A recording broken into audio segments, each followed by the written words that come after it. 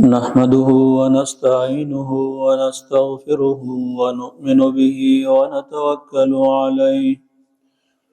ونعوذ بالله من شرور أنفسنا ومن سيئات أعمالنا من يهده الله فلا مضل له ومن يضلله فلا هادي له ونشهد أن لا إله إلا الله ونشهد أن محمدا عبده ورسوله أما بعد فأعوذ بالله من الشيطان الرجيم بسم الله الرحمن الرحيم إن الله يأمركم أن تؤدوا الأمانات إلى أهلها وإذا حكمتم بين الناس أن تحكموا بالعدل إن الله نعم ما يعظكم به إن الله كان سميعا بصيرا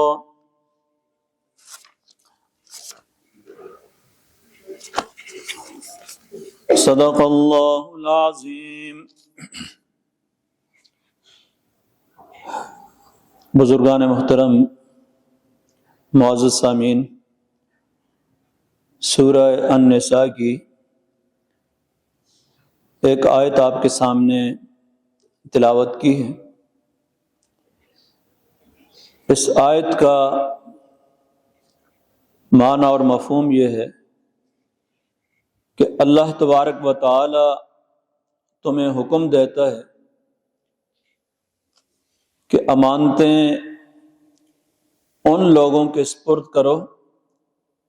جو اس کے اہل ہوں، اور جب آپ لوگوں کے درمیان فیصلہ کریں تو انصاف کے ساتھ کریں۔ اللہ تبارک و تعالی تمہیں بہترین نصیحت کرتا ہے اور وہ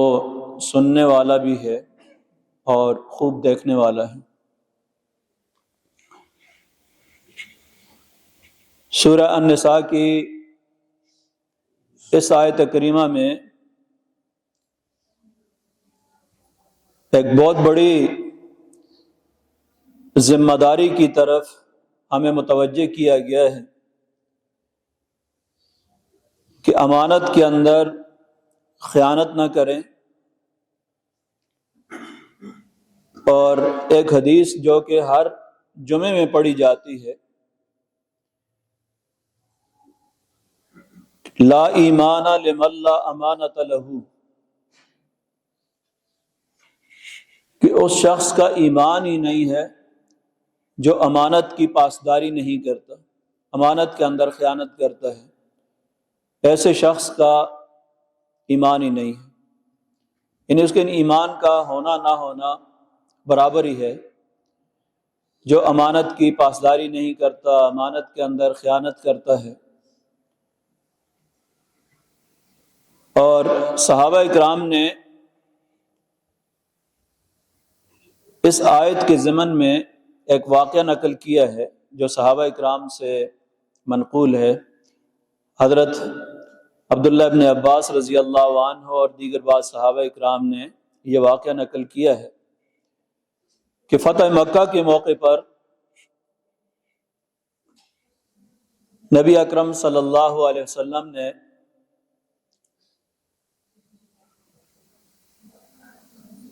حضرت عثمان ابن ابی طلحہ، جو اس وقت ابھی مسلمان نہیں ہوئے تھے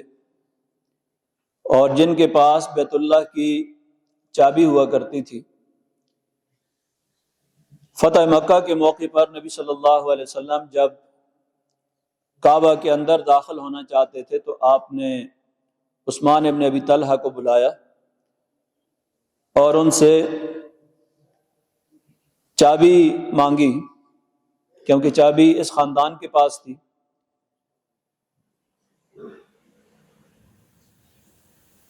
آپ نے چابی لینے کے بعد دروازہ کھولا اور اندر تشریف لے گئے، نماز ادا کی،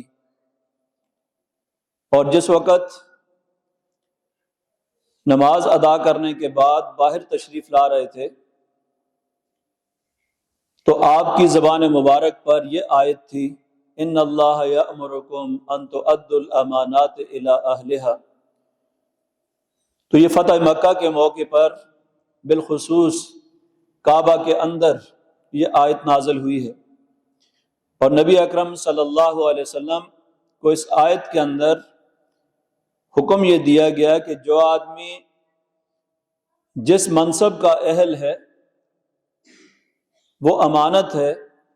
اور وہ اس کے سپرد کیا جائے، کیونکہ اس موقع پر نبی اکرم صلی اللہ علیہ وسلم کے چچا حضرت عباس رضی اللہ عنہ اور حضرت علی رضی اللہ عنہ نے یہ مطالبہ کیا تھا کہ جس طرح حاجیوں کو پانی پلانے کی خدمت ہمارے پاس ہے، اسی طرح بیت اللہ کی چابی والی خدمت جو ہے یہ بھی ہمیں سپرد کی جائے، یہ منصب بھی ہمیں دے دیا جائے۔ تو یہ آیت نازل ہوئی کیونکہ یہ خاندان ایک عرصے سے دور جاہلیت کے اندر بھی بیت اللہ کی خدمت کیا کرتا تھا، اور بیت اللہ کی خدمت دور جاہلیت کے اندر بھی عزت کا ذریعہ تھی، اور لوگ اس کو بڑی عزت کا مقام دیتے تھے۔ تو یہ مناسب تھے، قریش کے مختلف قبائل کے پاس اور مختلف شاخوں کے پاس مختلف مناسب تھے۔ مثلا نبی صلی اللہ علیہ وسلم کے خاندان میں سے حضرت عباس رضی اللہ عنہ کے پاس سقایا یعنی حاجیوں کو پانی پلانے کی خدمت ان کے پاس تھی۔ تو اس طرح کسی کے پاس حاجیوں کو پانی پلانے کی خدمت تھی، کسی کے پاس حاجیوں کے کھانا کھلانے کی خدمت ہوتی تھی، مختلف خدمات اور مناصب جو ہیں وہ تقسیم تھے۔ تو یہاں پر بھی حضرت عثمان ابن ابی طلحہ کو جس وقت نبی صلی اللہ علیہ وسلم نے واپس بلایا اور کہا کہ اب یہ چابی بیت اللہ کے دروازے کی آپ کے پاس رہے گی اور قیامت تک رہے گی، اور آپ کے خاندان سے اس کو ظالم کے سوا کوئی نہیں چھین سکتا، یعنی یہ آپ اس کے حقدار ہیں، یہ آپ کا منصب ہے اور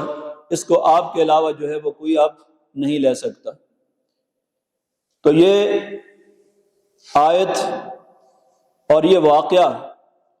یہ دونوں اس بات کی نشاندہی کرتے ہیں کہ اسلام کے اندر امانت کا بڑا وسیع تصور ہے۔ امانت کا مطلب صرف یہی نہیں ہوتا کہ آپ نے کسی کے پاس مال رکھا یا آپ کے پاس کسی نے اپنا کوئی مال رکھا اور آپ نے اس کی حفاظت کی اور اس کو واپس کر دیا تو آپ نے اس کی امانت کا خیال رکھا، یہ بھی امانت ہے۔ نبی صلی اللہ علیہ وسلم نے اس سے زیادہ وسیع مفہوم ایک حدیث کے اندر بیان کیا۔ آپ نے فرمایا کہ المجالس بالامانہ، مجلس بھی امانت ہوتی ہے۔ آپ اپنے دوست کے ساتھ انتہائی اہم بات جس پر اعتماد کرتے ہیں، آپ کسی دوست پر اس کے ساتھ انتہائی راز و نیاز کی بات کرتے ہیں، اپنی زندگی کے اہم معاملات کے اندر اس کو شریک کرتے ہیں، اس سے مشورہ کرتے ہیں، تو جو مشورہ ہوتا ہے، جو مجلس کے اندر کی گئی بات ہوتی ہے، اس میں بالعموم ہر آدمی کی خواہش یہ ہوتی ہے کہ مجلس سے باہر یہ بات نہ جائے۔ تو جب اس طرح کی بات مجلس کے اندر کی جاتی ہے تو وہ بھی امانت ہوتی ہے۔ آپ کسی کا موبائل دیکھتے ہیں، اس کی مرضی کے بغیر اس کا کوئی پیغام، اس کا میسج دیکھتے ہیں تو یہ بھی امانت کے اندر خیانت ہے۔ کسی کا خط آپ اس کی اجازت کے بغیر پڑھتے ہیں تو یہ بھی امانت کے اندر خیانت ہے۔ اور کسی سے آپ کسی اہم معاملے کے اندر مشورہ کرتے ہیں اور وہ مشورے کو راز نہیں رہنے دیتا اور اس کو دوسروں کے سامنے اس کا اظہار کر دیتا ہے تو یہ بھی امانت کے اندر خیانت ہے۔ تو یہ امانت کے اندر خیانت کی مختلف شکلیں ہیں، اور اس میں سب سے بڑی شکل جو ہے وہ یہ ہے کہ عہدے اور مناصب جو ہیں یہ بھی امانت ہیں۔ اس آیت کا شان نزول جس موقع پر یہ نازل ہوئی کہ منصب اس شخص کو دو جو اس کا اہل ہو، اس لیے کہ یہ بھی امانت ہے۔ اسی وجہ سے یہاں پر اس آیت کے ضمن کے اندر بھی متعدد مفسرین نے مناصب کے بارے میں 3 باتیں ذکر کی ہیں کہ منصب جو ہے یہ امانت بھی ہے، شہادت بھی ہے اور وکالت بھی ہے۔ 3 چیزیں یہاں پر مفسرین نے بھی، باقی علماء نے بھی اس آیت کے ضمن کے اندر، اس کی تفسیر کے اندر ذکر کی ہیں۔ اس لیے امانت کے حوالے سے یہ بڑا ایک وسیع تصور ہے جو اسلام نے ہمیں عہدوں اور مناصب کے بارے میں دیا ہے۔ مثلا ایک افسر ہے، وہ کسی جگہ کسی کو، اس کا اختیار ہے کہ کسی جگہ کسی کا تعین کرے، اپائنٹمنٹ کرے کسی کی۔ اگر وہ اہل فرد کو چھوڑ کر نااہل آدمی کو مقرر کر دیتا ہے تو اللہ تعالیٰ کے سامنے جواب دہ ہے، اس نے امانت کے اندر خیانت کی ہے۔ تو یہ خیانت کا اور امانت کا بڑا وسیع تصور ہے، جہاں پر بھی نبی صلی اللہ علیہ وسلم نے ایک حدیث کے اندر یہ ارشاد فرمایا، یہاں تک اس پر وعید سنائی آپ نے کہ جو شخص جس کو اللہ تبارک و تعالی نے کوئی عہدہ اور منصب دیا ہے، یا جس شخص کو کوئی عہدہ اور منصب دیا گیا ہو لوگوں کی طرف سے، مسلمانوں کی طرف سے، اور اس کے بعد وہ اپنے کسی رشتہ دار کو اور اپنے دوست کو اس پر فائز کر دیتا ہے اور اہل آدمی کو چھوڑ دیتا ہے، تو نبی صلی اللہ علیہ وسلم نے فرمایا کہ نہ اس کا فرض قبول ہے، نہ اس کے نوافل قبول ہیں، نہ اس کی فرض عبادت قبول کی جائے گی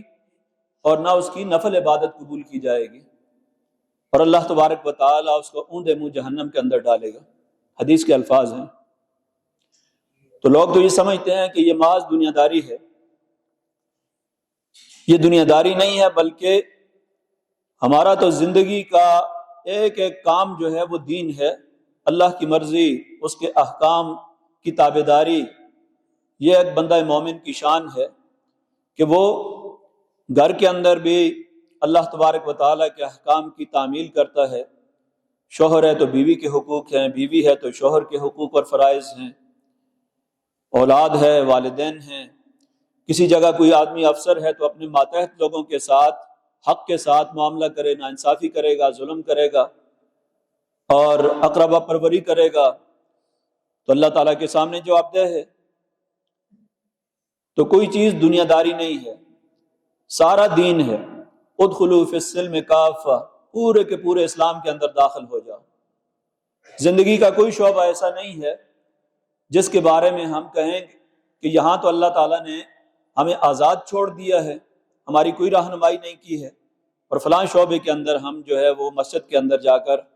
اللہ تعالیٰ کی عبادت کر لیتے ہیں، نماز پڑھ لیتے ہیں، باقی معاملات کے اندر، اپنے لین دین کے اندر ہم آزاد ہیں، اپنی عدالتوں کے اندر ہم آزاد ہیں، اور اپنے دفتر کے اندر، اپنی منڈی کے اندر ہم آزاد ہیں۔ یہ نہیں ہے۔ تو ہم اللہ تبارک و تعالیٰ سے نماز کے اندر بھی جب یہ کہتے ہیں ایاک نعبد، اے اللہ ہم تیرے ہی بندے ہیں، تو یہ بندگی اور اطاعت بازار کے اندر بھی کرنی ہے۔ جو ایوانوں کے اندر ہیں ان پر بھی لازم ہے کہ وہ مسلمان ہیں تو اللہ تعالیٰ کے حکم کی اطاعت کریں۔ جو عدالتوں کے اندر وکیل اور جج ہیں ان پر بھی لازم ہے کہ بحیثیت مسلمان اللہ کے قانون کی پابندی کریں، اور جو کاروبار اور تجارت کرتے ہیں وہ بھی اپنے معاملات کے اندر، لین دین کے اندر، ناپ تول کے اندر اللہ تعالیٰ کے احکام کی تابعداری کریں گے۔ تو کوئی ایسی چیز نہیں ہے جہاں پر ہم یہ دعویٰ کر سکتے ہوں کہ فلاں معاملہ جو ہے یہ تو ہمارا دینی معاملہ ہے اور فلاں ہماری دنیا داری ہے۔ ہر وہ معاملہ جو اللہ کی رضا کے لیے ہو، بظاہر دنیا داری کا معاملہ ہی کیوں نہ ہو، اگر اس کی نیت اللہ کی رضا ہے تو وہ دنیا داری کا معاملہ بھی دین بن جاتا ہے۔ اور اگر نماز جیسی اہم عبادت ہے اس کے اندر بھی ریاکاری آ جائے تو وہ انسان کے لیے تباہی کا باعث بن جاتی ہے۔ تو انسان کی نیت اور اس نیت کے پیچھے اللہ تبارک و تعالیٰ کی رضا کا حصول، یہ انسان کے ہر عمل کو گھر کے اندر ان کے ضروریات کا انتظام کر رہا ہے، لیکن نیت یہ ہے کہ میں رزق حلال کماؤں اور حرام سے بچ جاؤں، تو رزق حلال کے لیے بھاگ دوڑ کرنا اس کی عبادت بن گیا۔ یہ بھی دین ہے، یہ دنیا داری نہیں ہے، یہ بھی دین ہے۔ تو اس لحاظ سے اگر دیکھا جائے تو اس وقت ہمارے ملک کے اندر جو صورتحال ہے، اور خاص طور پر اس وقت الیکشن کا موقع ہے، اس میں جو ووٹ ہے، اس میں بھی ہم جن لوگوں کا انتخاب کرتے ہیں، یہ دیکھنا ہے کہ واقعی وہ اس کے اہل ہیں جن کے حق میں ہم گواہی دیتے ہیں، آیا واقعی یہ اس گواہی کے مستحق ہیں؟ جن لوگوں کی ہم وکالت کرتے ہیں یہ واقعی اس کے مستحق ہیں یا نہیں؟ کوئی بھی ہو، کسی جماعت سے تعلق بھی ہو، لیکن اللہ تبارک و تعالیٰ کے سامنے اس حوالے سے ہماری باز پرس ہونی ہے کہ اگر ہم نے بددیانت لوگوں کو، بدکار لوگوں کو اور خائن لوگوں کو اپنے اوپر خود مسلط کیا، تو ان کے گناہوں کے اندر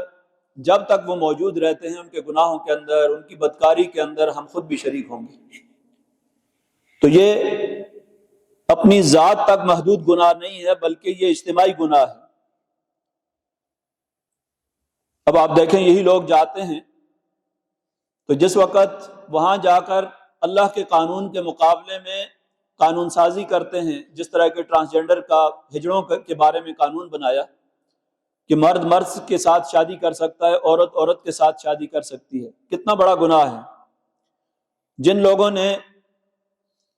اس طرح کے لوگوں کا انتخاب کیا، اس طرح کے لوگوں کو اپنے اوپر ذمہ دار بنایا چھوٹے چھوٹے مفادات کی خاطر، تو وہ اپنے ساتھ بھی ظلم کرتے ہیں، اپنے دین کے ساتھ بھی ظلم کرتے ہیں، اپنی قوم کے ساتھ بھی ظلم کرتے ہیں، اور یہ بہت بڑی خیانت ہے۔ اور بعد میں ہم کہتے ہیں کہ اس ملک کے اندر عدل اور انصاف نام کی کوئی چیز نہیں ہے، امن و امان نام کی کوئی چیز نہیں ہے، اور کرپشن ہے۔ یہ ساری چیزیں ہم دیکھتے ہیں اپنی آنکھوں کے سامنے، لیکن جب ہمیں موقع ملتا ہے تو اس وقت چھوٹے چھوٹے مفادات کی خاطر، یا یہ بعض لوگ دیندار طبقہ تو یہ سمجھتا ہے کہ یہ تو ایک سیاسی قسم کا کام ہے اور دنیا داری کا کام ہے، اس کے لیے جانے کی ضرورت ہی نہیں ہے، جبکہ اسلام کے اندر اس کی اتنی بڑی اہمیت ہے، اس چیز کی اتنی غیر معمولی اہمیت ہے کہ نبی اکرم صلی اللہ علیہ وسلم نے مدینہ منورہ کے اندر جو اسلامی ریاست قائم کی، اس کے بعد خلفائے راشدین کے دور کے اندر دنیا کا سب سے مثالی نظام جو قائم کیا، اللہ کے رسول نے قائم کیا، اور اس کے بعد خلفائے راشدین نے یہ نظام قائم کیا ہے، اس لیے کہ اس کے بغیر اسلام کا عدل اور انصاف کا نظام قائم ہی نہیں ہو سکتا۔ قرآن مقدس کے اندر اگر حکم دیا گیا ہے کہ وَالسَّارِقُ وَالسَّارِقَةُ فَاقْطَعُوا أَيْدِيَهُمَا، چوری کرنے والے مرد اور چوری کرنے والی عورت کے ہاتھ کاٹ دو، تو ظاہر ہے کہ جب تک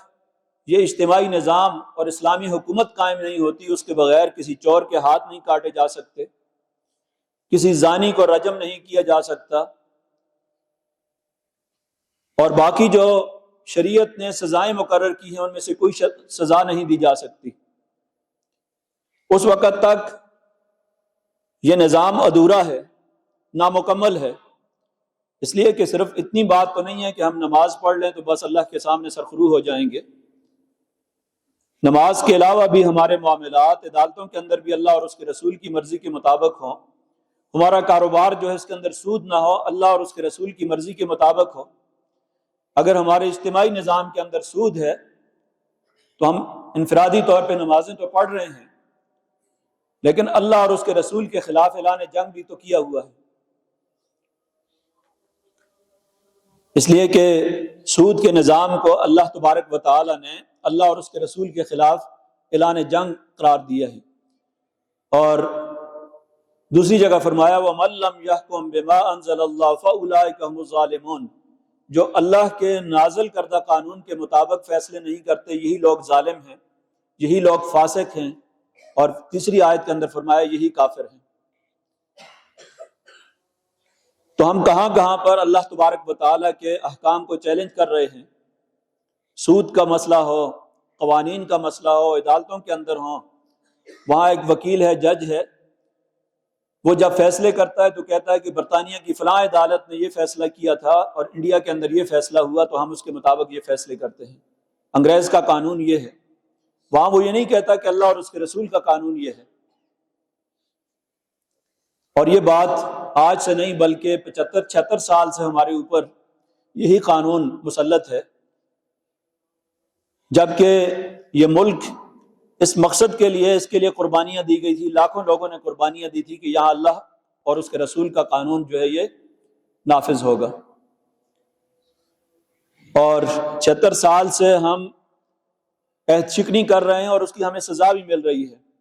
اور سزا اللہ تبارک و تعالیٰ نے قرآن مقدس کے اندر ذکر کی ہے۔ افتؤمنون ببعض الکتاب وتکفرون ببعض، کیا تم اللہ کی کتاب کے کچھ حصے کو تم مانتے ہو، وتکفرون ببعض،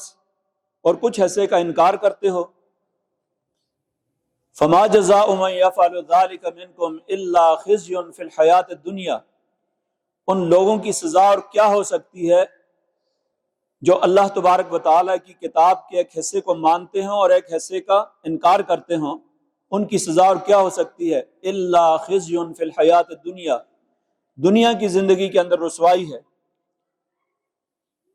اور قیامت کے دن سخت ترین عذاب کی طرف ان کو لٹایا جائے گا۔ وَيُرَدُّونَ إِلَىٰ أَشَدِّ الْعَذَابِ، سخت ترین عذاب کی طرف قیامت کے دن لٹایا جائے گا۔ تو آج اللہ کے ان قوانین کو، اس کے احکام کو زندگی کے بڑے حصے کے اندر جو ہم پامال کر رہے ہیں، اپنے کاروبار کے اندر بھی، سودی نظام، عدالتوں کے اندر بھی، اور اپنی معاشرت، اپنے خاندانوں کے اندر بھی، وراثت کے مسائل ہوں تو وہاں پر بھی بچیوں کو محروم کیا جاتا ہے، بہنوں کو محروم کیا جاتا ہے۔ تو ہم اپنی انفرادی زندگی کے اندر بھی اللہ تعالیٰ کے احکام کو پامال کرتے ہیں، اور اجتماعی زندگی کے اندر بھی اللہ تعالیٰ کے احکام کو پامال کر رہے ہیں، تو اللہ تعالیٰ نے اس کی سزا یہ ذکر کی، فما جزاء من يفعل ذلك منكم الا خزي في الحياة الدنيا ويوم القيامة يردون الى اشد العذاب وما الله بغافل عما تعملون، کہ ایسے لوگوں کے لیے دنیا کے اندر رسوائی ہے، اللہ تعالیٰ کی طرف سے رحمتیں نازل نہیں ہوں گی، برکتیں نازل نہیں ہوگی، اور قیامت کے دن سخت ترین عذاب کی طرف لٹائے جائیں گے۔ تو جو لوگ اپنے ایمان کو چھوٹے چھوٹے مفادات کے لیے بیچ دیتے ہیں، ووٹ کے بارے میں تو کہا جاتا ہے کہ یہ چھوٹی سی پرچی ہے، نہ بھی دیں تو کیا فرق پڑتا ہے، دے بھی دیا تو جس کو مرضی دے دیں، تو یہ جھوٹی گواہی ہے۔ اور اگر اس آدمی کو آپ سمجھتے ہیں کہ غلط آدمی ہے تو یہ جھوٹی گواہی ہے، جس کے بارے میں نبی صلی اللہ علیہ وسلم نے فرمایا کہ کبیرہ گناہوں کے اندر بھی سب سے بڑا کبیرہ گناہ یہ ہے شہادت الزور، جھوٹی گواہی دینا۔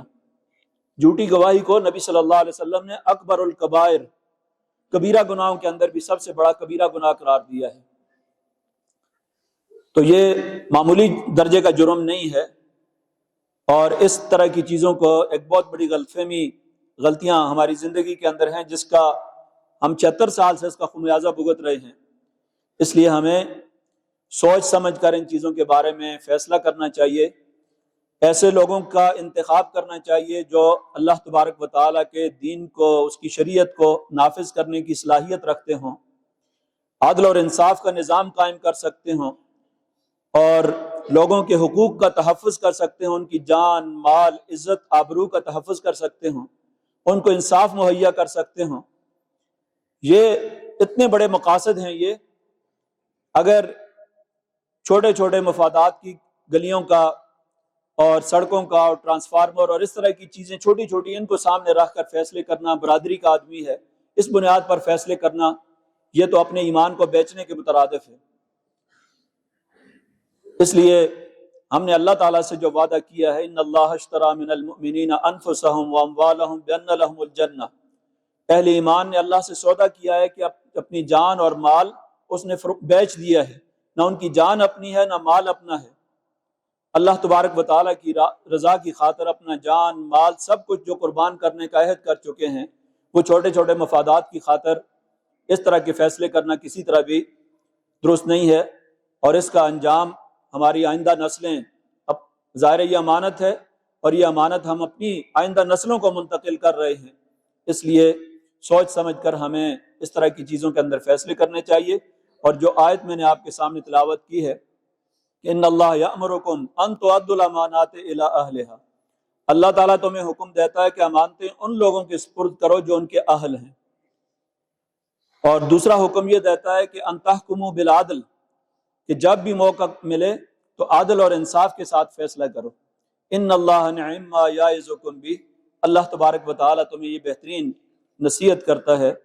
اور اللہ تبارک و تعالیٰ تمہارے اعمال سے خوب باخبر بھی ہے۔ دعا ہے کہ اللہ تبارک و تعالیٰ ہمیں اپنے زندگی کے تمام معاملات کو قرآن و سنت کے تابع کرنے کی توفیق عطا فرمائے، زندگی کے انفرادی معاملات بھی اور اجتماعی معاملات بھی ہمیں قرآن و سنت کے مطابق گزارنے کی توفیق عطا فرمائے۔ وآخر دعوانا ان الحمد للہ رب العالمین۔